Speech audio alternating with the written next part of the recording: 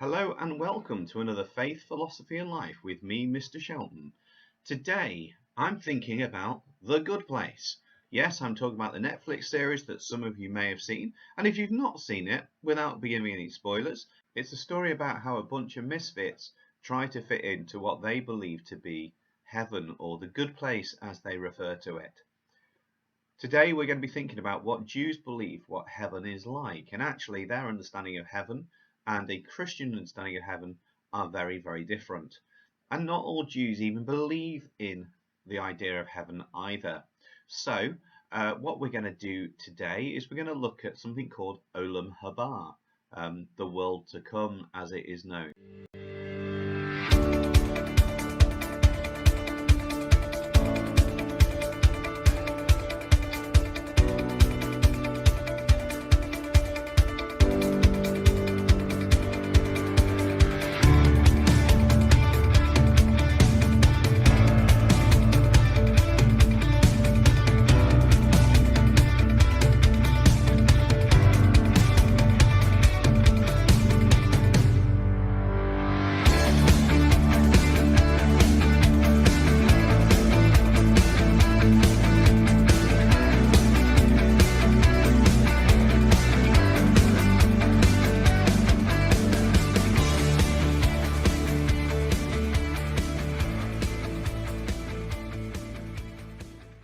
Thank you for that. So my first question to you is, what do you think happens after you die? Okay, now that's a bit of a dark question to be asking at this point in the day, I get that, but it's a question that a lot of us do ponder about. So why not pick up your phone, send a WhatsApp message to someone, say, hey, I'm watching this lesson with Mr. Shelton, and you just ask what I think happens after I'm dead. And this is what I think happens, what do you? And let's get a bit of dialogue going, because in a class, then obviously we'd have that discussion. I can't do that. But what you can do is you can be asking other people. So pause this clip wherever you need to, and let's be making some noise in terms of our conversation with other people. And just think for a moment, what do you think happens after we die?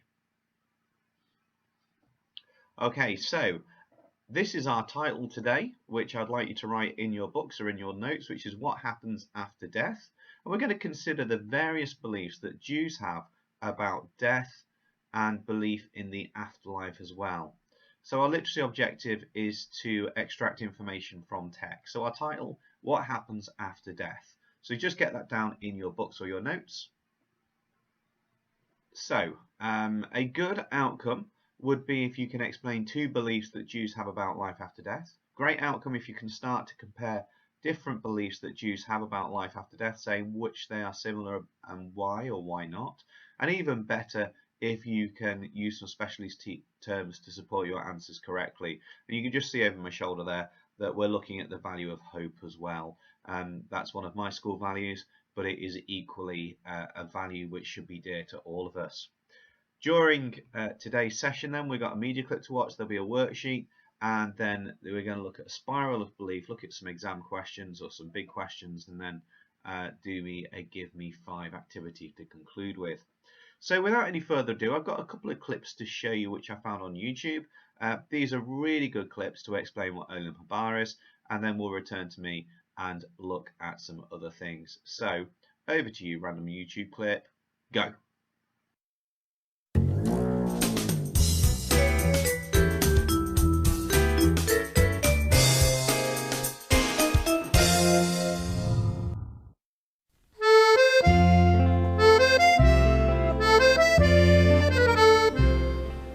Chère Géonicité, j'ai parfois de la difficulté à m'endormir le soir parce que je pense à la mort. Qu'arriverait-il quand je mors? Le judaïsme croit-il à la vie après la mort? Y a-t-il un paradis et un enfer? Ou c'est la fin une fois qu'on meurt? J'attends ta réponse avec impatience. Je commence à voir sommeil. Merci, Michel de Paris. Sorry. 1 second.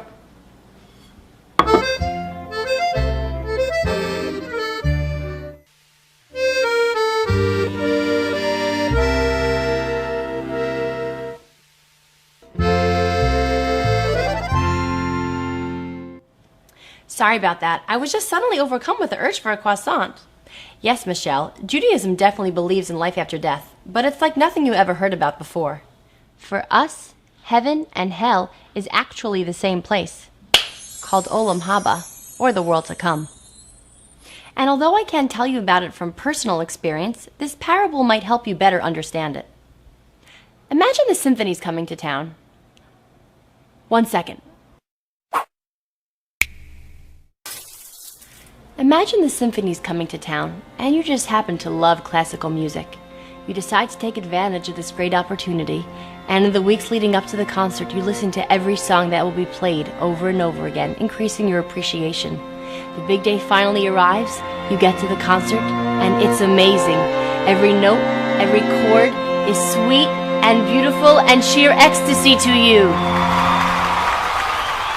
But let's say you have a friend that doesn't like classical music quite as much as you do. He thinks it's okay.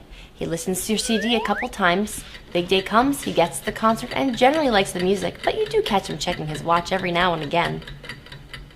But then there's your other friend who despises classical music, and when she finds out the symphony's coming to town, she says that she'd never be caught dead there.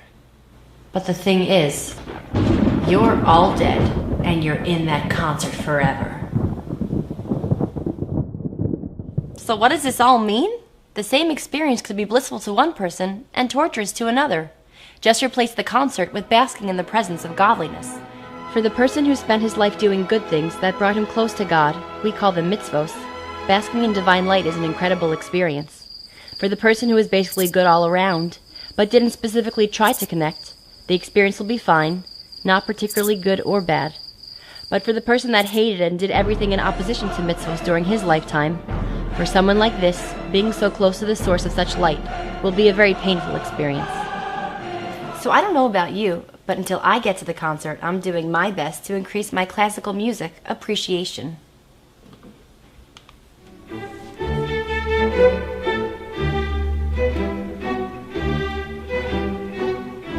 Sincerely yours, Jew in the City.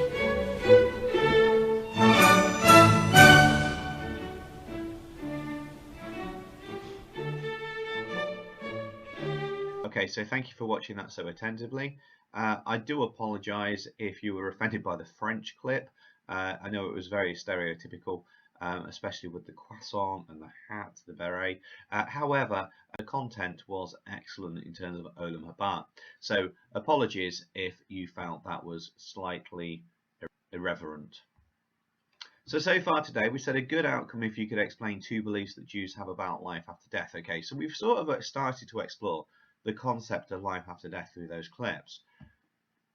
So what I'd like you now to do is to access the worksheet, which is linked onto the description. If you download that, you'll find a few different versions of that. So again, are you after the challenging one or the one with a little bit more support? So have a look at that through the description and answer those questions in your book in full sentences, or write each question out and then write a short answer. It's entirely up to you. So you need to pause this clip. This should take you about 20 minutes or so to get through. Brilliant. So hopefully that's now the worksheet done. So a good outcome would be if you could explain 2 beliefs that Jews have about life after death. That's hopefully now done very, very clearly, and you'll know the difference between Reformed and Orthodox Jews. Remember, Orthodox Jews are the stricter ones, and Reformed Jews are the slightly more up-to-date. A great outcome if you can start to compare different beliefs that Jews have, so whether they're similar or not, and even better if you can use some specialist terms correctly. So we're now going to look at this exam answer, or this answer that you could answer to just show what you understand. It's a outline question. It's a B question for those doing GCSE, but if you're not doing GCSE, then that's irrelevant. But the question is outline Jewish beliefs about the resurrection. So you'd like to start with some Orthodox Jews think or some Reformed Jews think. You can choose which one you're going to do. Then say what the Tanakh teaches. That's the Jewish scriptures. If you're not sure what that is, then have a quick look through my Faith, Philosophy and Life links, and you will find the Tanakh lesson there. Then you're going to say what that means and then how it changes Jews. Now, before you answer that question, I'd like you to have a look at these. These are all quotes which are from the Tanakh. I'd like you now to choose one that you think fits a question about the afterlife. So pause this clip now, choose one that you think fits a question about the afterlife, and write that in your notes now. Okay, so now with that written in your notes, you can now get on and answer this question. This should take you about 5 minutes to do. So again, pause this clip and give this a go. Remember, you need a decent paragraph, maybe about half a page or so. So pause this clip now and give yourself 5 minutes to have a go. Perfect. So we've covered a lot today. I know I've not been talking very long, which is always a relief for you guys. But a good outcome would be if you can explain 2 beliefs that Jews have about life after death. Great if you can start to compare different beliefs that Jews have, and even better if you can use some specialist terms to support your answers correctly.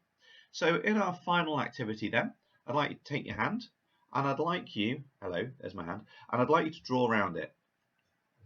What I'd then like you to do when you've drawn around that is to complete what's on the screen there. So 3 new words that you've learned today. In the palm of it, explain what Jews believe about life after death, 1 sentence that you'd like to know about this in the future, and 1 belief that Jews have about the soul. I'm going to leave that with you, so pause the clip, get that done. Thanks for your time, take care, wash hands, and stay safe. God bless you. See you in a few days.